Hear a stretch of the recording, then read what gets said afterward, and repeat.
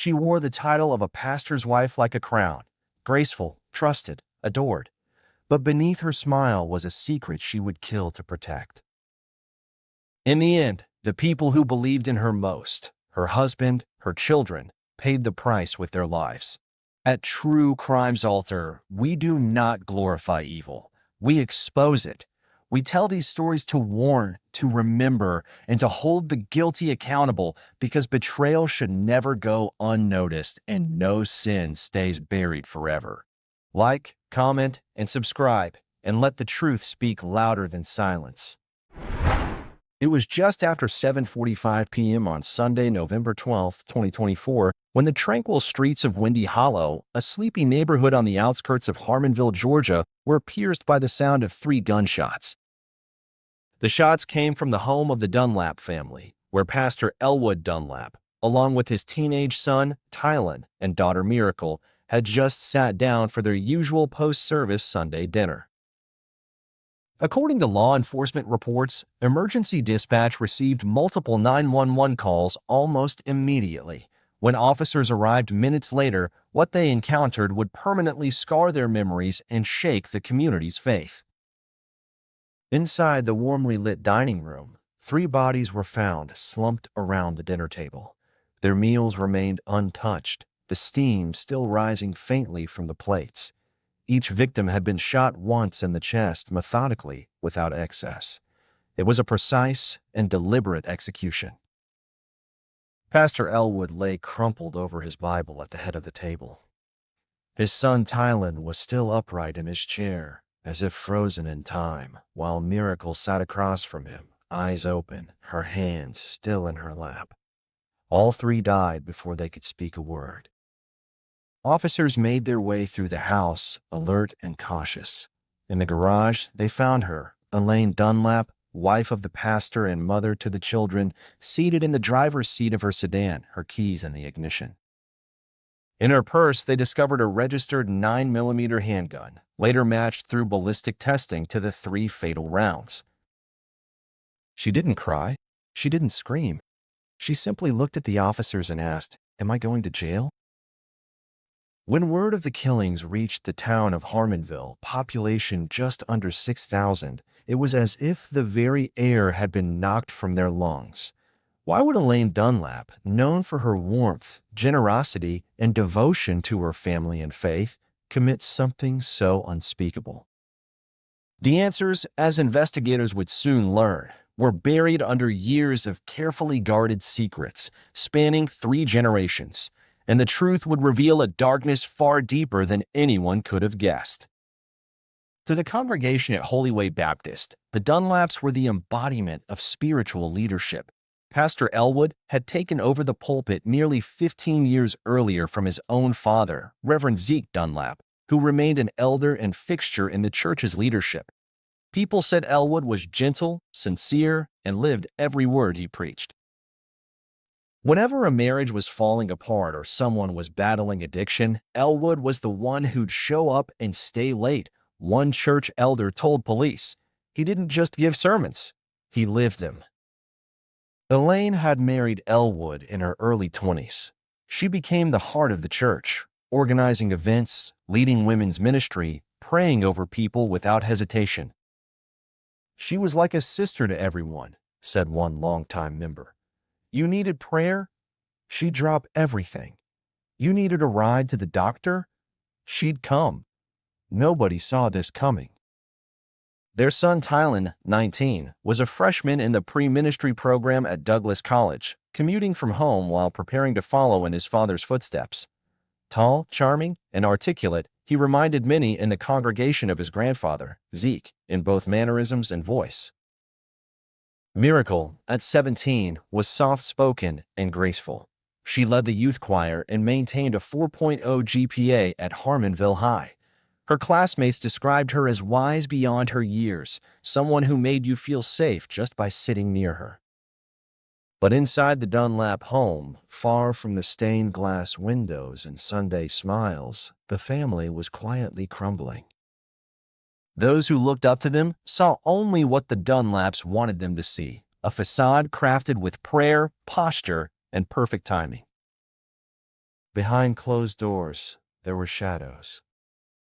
Elwood's younger brother, Lamont Dunlap, had moved away to Atlanta years before and kept little contact.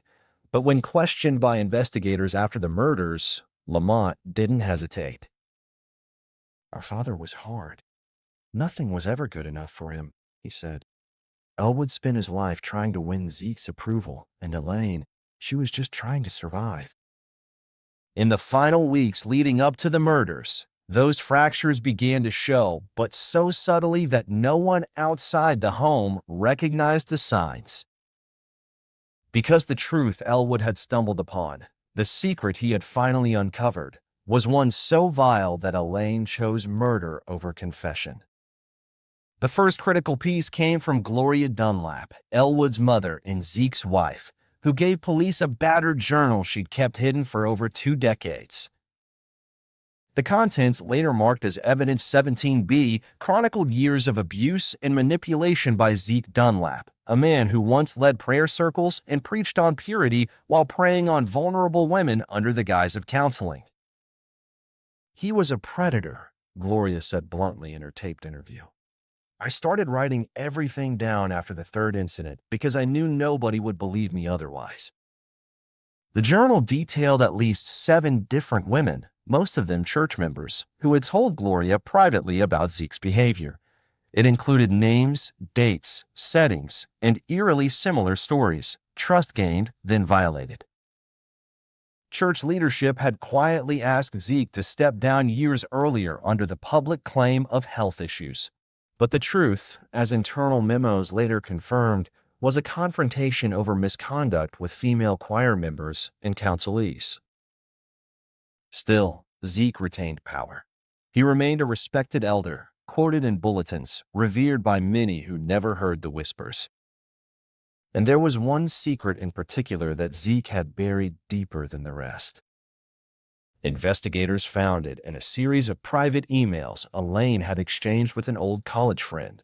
The messages, backed up on her laptop and later authenticated, revealed something chilling. It started just months after her marriage to Elwood. "He followed me into the pantry one night," Elaine had written. "Said he could see how lonely I was. Said he knew what a real man could make me feel." She didn't resist. And over the years, it wasn't just once. When betrayal begins with desire, the soul often bargains with silence. But silence grows teeth, and secrets always collect interest. Gloria had long suspected the affair. When Elaine announced she was pregnant with Tylen, Gloria confronted her. Elaine didn't deny anything. "She looked me right in the eyes," Gloria told police, and said, "Elwood will never know. It's better that way." The truth was even darker. Tylen Dunlap was not Elwood's biological child. DNA testing would later confirm what Gloria had feared for nearly 2 decades. Elwood had loved that boy with every part of his heart, never suspecting that the son he raised was not his own. He beamed with pride every time someone said Tylen had Zeke's eyes. That resemblance was not coincidence. It was blood. Yet the betrayal didn't end there. A second, more venomous thread was hiding in the fabric of the family.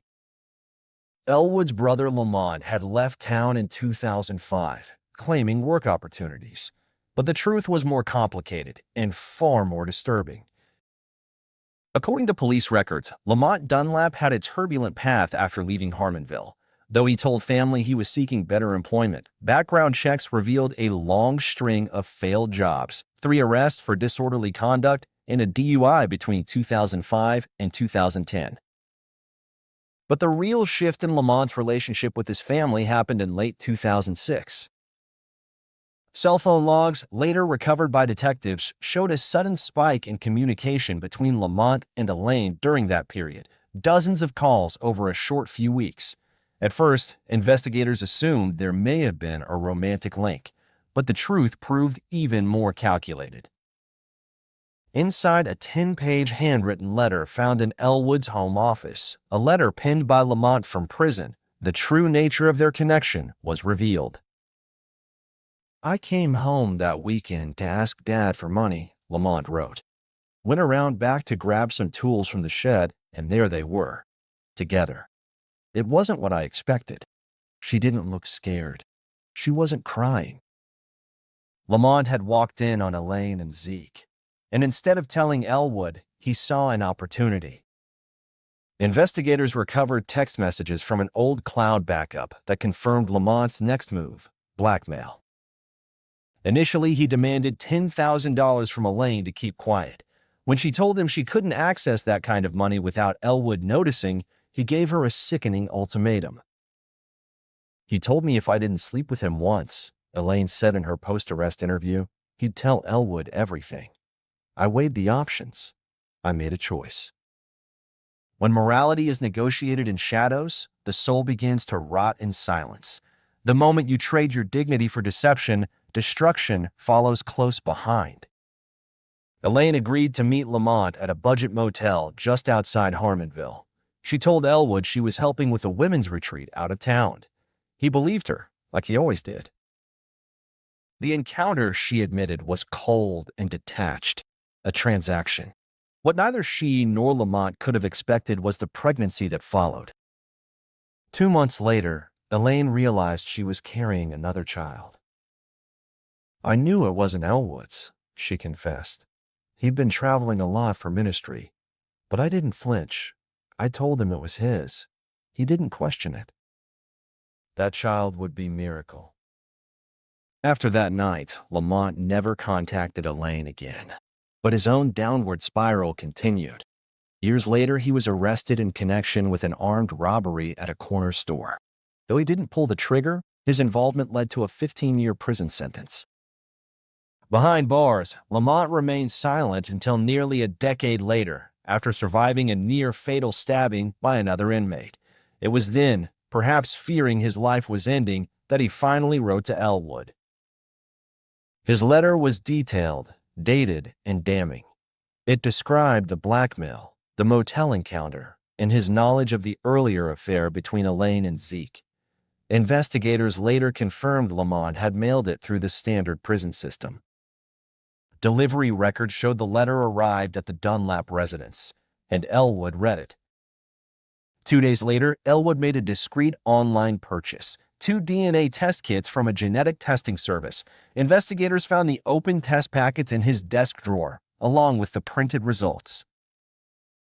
The outcome, Elwood Dunlap was not the biological father of either Tylen or Miracle. The statistical probability of paternity was less than 0.01%. Phone records revealed that following the test results, Elwood placed 3 15-minute calls to Lamont's prison. The recordings, later obtained by police, captured Elwood's voice, controlled but breaking, as he asked question after question, trying to piece together the life he thought he'd built. According to Gloria Dunlap's statement, her son became withdrawn in the days that followed. He skipped Sunday family meals. When he did come by, he barely spoke, and when Zeke was in the room, Elwood positioned himself as far away as possible. If you're enjoying The this story, unraveling had kindly do us a begun. favor and subscribe to our channel. It is free and won't cost anything, but it means the world to us. We're just a small channel trying to grow. Thank you, and back to the video. On the evening of November 10th, 2 days before the murders, Elwood was called away to visit an elderly church member in the hospital. He left from his home office in a hurry, files and papers still open on his desk. 11 minutes after his departure, the family security camera captured Elaine entering that same office. Later, in her confession to police, she admitted that was the moment she saw the letter. The DNA results. The truth, no longer hidden. That night, she made 3 phone calls. 1 to a local hardware store, 1 to a chemical supplier that never answered, and 1 to her children. She told them they absolutely had to be home for Sunday dinner. Police later recovered a receipt from Elaine's purse, a $420 cash payment at a chemical shop in a neighboring town, Bluff Springs. The owner, later granted immunity for testifying, confirmed she had asked for a tasteless, odorless compound. She told me it was for a science demo, he said in court. Said it needed to be lethal in small amounts, but not alter flavor or texture. I figured she was a teacher or something. What Elaine hadn't accounted for was digestion. Toxicology reports showed the chemicals she used required an empty stomach to work effectively. The heavy dinner she prepared, roast beef, buttery potatoes, and dinner rolls, counteracted the dosage. Security footage from inside the home, reviewed under warrant, showed Elaine checking her watch repeatedly during the meal. After 18 minutes, she excused herself from the table. She went into the bedroom, retrieved her purse, and returned to the dining room with the handgun hidden beneath the folds of her dress. When poison fails, bullets become the fallback of the damned. But murder, no matter how calculated, leaves a soul drenched in stains it can never wash away. The autopsy revealed all three victims had been shot from a standing height, approximately 4 feet from the table. Talon, seated to Elwood's right, was shot second. He had defensive wounds on his arms. He'd raised them instinctively, too late. Miracle was the final victim. She did not appear to react. None of them stood a chance. Elaine wiped the weapon with a napkin and slipped it back into her purse. Then she walked into the garage, got into her car, and started the engine. She didn't make it out of the driveway. Officers were already pulling up. News of the Dunlap family murders spread through Harmonville like wildfire. Officers notified Gloria Dunlap, Elwood's mother, at 8:37 p.m. that night. She wasn't at home when they reached her. According to paramedic reports, she collapsed upon hearing the news and required immediate medical treatment for chest pain. Zeke Dunlap had been informed minutes earlier by a neighbor who'd heard the sirens and connected the dots. He was at his residence when officers arrived to question him. But before they could knock, a single gunshot rang out from within. They forced entry. Zeke was found in the bathroom, slumped over with a .38 revolver still in his hand. He'd taken his own life. On the counter was a folded slip of paper, no larger than a receipt. In his handwriting were just 5 words. "I caused this. I'm sorry." A forensic handwriting expert later confirmed the note's authenticity, but its brevity left investigators with more questions than answers. Gloria Dunlap was hospitalized later that night for cardiac distress. Though her condition was stabilized, records show she was kept under medical observation due to acute emotional trauma. During her 5-day stay, she provided detectives with a formal, multi-part statement, a series of interviews that stretched nearly 8 hours in total. The transcript would become a key exhibit in the eventual trial. She revealed everything she knew, and everything she had long kept buried. According to Gloria, she had discovered Zeke's involvement with Elaine just 3 months after Elaine and Elwood were married. "I walked into his study and saw them," she said. "I don't think he cared that I caught them. He just stared at me like I was interrupting something he was entitled to." Gloria admitted she had been aware for years that Zeke had a pattern with younger women, particularly those in vulnerable situations. Female choir members, single mothers, women seeking guidance. "The church covered it up," she explained. "Said he was stepping down due to heart trouble. But the truth is, they wanted the scandal buried, and I let it be buried too." When asked why she didn't expose the affair sooner, her answer was quiet but clear. "He told me he'd kill me if I said a word. Showed me the gun in his drawer. Said he'd make it look like a break-in. I knew he would." She had endured decades of manipulation and fear. When Elaine got pregnant with Talon, I confronted her. She didn't deny it. Just looked at me and said, "He'll never know," like it was nothing. Gloria confirmed she had always suspected Zeke was Talon's real father. The resemblance.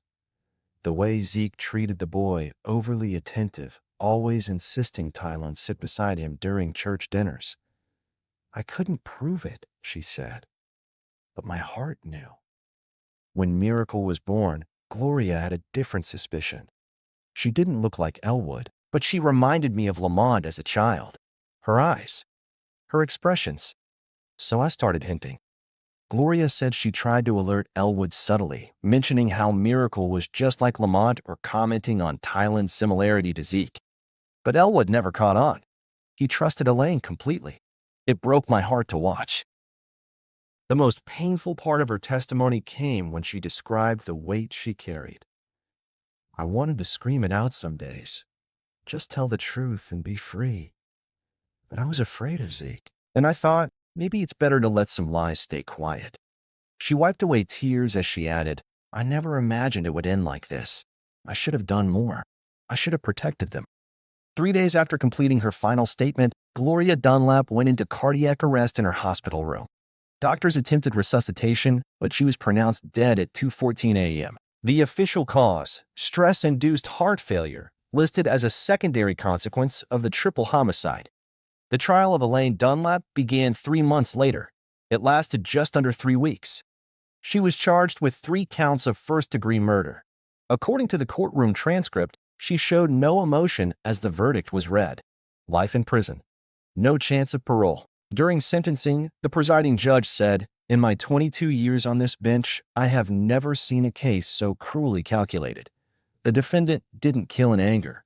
She killed to preserve a lie. Prosecutors presented 47 pieces of evidence, DNA test results, the journal from Gloria, Lamont's confession letter, video surveillance, text message logs, and the toxicology reports from the failed poisoning attempt.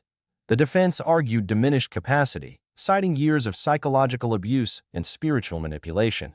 But the jury deliberated for only 6 hours before returning a unanimous guilty verdict. After the sentencing, Elaine refused to address the courtroom. Through her attorney, she issued a single written statement, no one will ever understand what I lived through.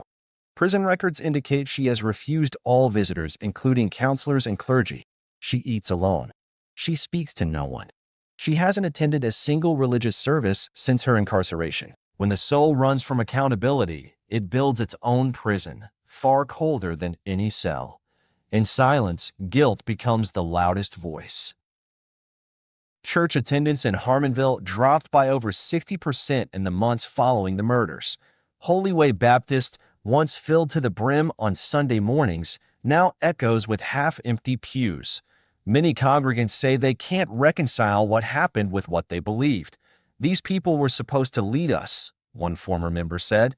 Now we don't know who we can trust. Others blamed a culture of secrecy, the reverence for leadership, the fear of speaking out. There were still lingering questions, even after the trial. Why didn't Gloria expose Zeke years earlier? Could Elwood have saved his family if he'd acted faster? Should the church have intervened more strongly when rumors first emerged about Zeke's conduct? No answers would ever feel sufficient. The damage was done, the loss irreversible. Elaine had pulled the trigger, but the tragedy had been written long before the first bullet was fired. Elaine Dunlap was transferred to Briarvale Correctional Institution in northern Georgia. Her file was marked no contact for both visitors and internal clergy at her own request. According to prison staff, she remains quiet, cooperative, and distant. One guard described her as a ghost that walks. In the weeks following her sentencing, investigators continued combing through family archives. Their goal, to understand how so many people, so many who claimed to know this family, missed what was happening behind those stained glass windows and well-rehearsed smiles. They found what remained of Elwood's personal writings, a single folder in his office desk. Inside were 3 handwritten notes, one for Tylen, one for Miracle, and one for Gloria. Each was dated the day after he received the DNA results. The letters were never mailed. They spoke of grief, of betrayal, of confusion. But most of all, they spoke of love. I don't know how this happened, Elwood had written. But you are mine, always. I'll love you beyond the truth. He hadn't stopped loving them, not even after learning they weren't his. Betrayal may shatter a man's world, but it cannot rewrite his love. The righteous do not stop being righteous when wounded. They weep, but they do not destroy. In Elwood's heart, love remained stronger than revenge. If only others had chosen the same. The letters were preserved by authorities and later shared with surviving family members. They became a somber monument to a man who died loving his children and refusing to hate the woman who deceived him. Lamont remains incarcerated, serving out the remainder of his sentence. When informed of the murders, he reportedly cried for hours in his cell. Prison records show he requested a chaplain that same night and began attending services again, a practice he had abandoned for nearly 7 years. I don't deserve forgiveness, he told the chaplain, but I'm scared I'll die without it.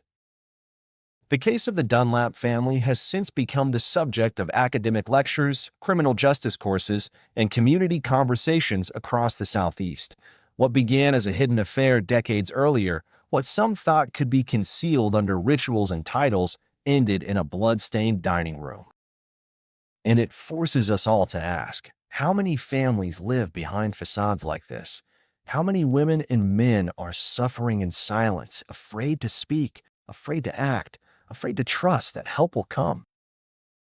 If you're in a situation like Elaine's, trapped in shame, silence, or manipulation, please know this: violence is never the answer.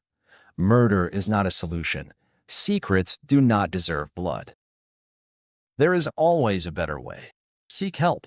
Confide in someone you trust. Reach out to mental health professionals, legal advocates, church elders who believe in justice and transparency, not those who enable abuse. No matter how tangled the truth is, it is never worth the cost of a human life. Do not bury your pain in the lives of others. The cost of sin is always higher than its promise. And when truth is silenced, it cries out through tragedy. But grace is still possible if you speak, if you seek help, and if you choose the path that spares life, not ends it. What are your thoughts on this heartbreaking case? Do you believe this tragedy could have been prevented? Tell us what stood out most to you and how communities like Harmonville can better protect the vulnerable. Comment below and share your thoughts with us. Don't forget to subscribe to True Crimes Alter for more gripping stories that uncover the cost of betrayal, the consequences of silence, and the long road to truth. Tell us where you're watching from. We love hearing from viewers around the world. Until next time, remember, every sin is punished.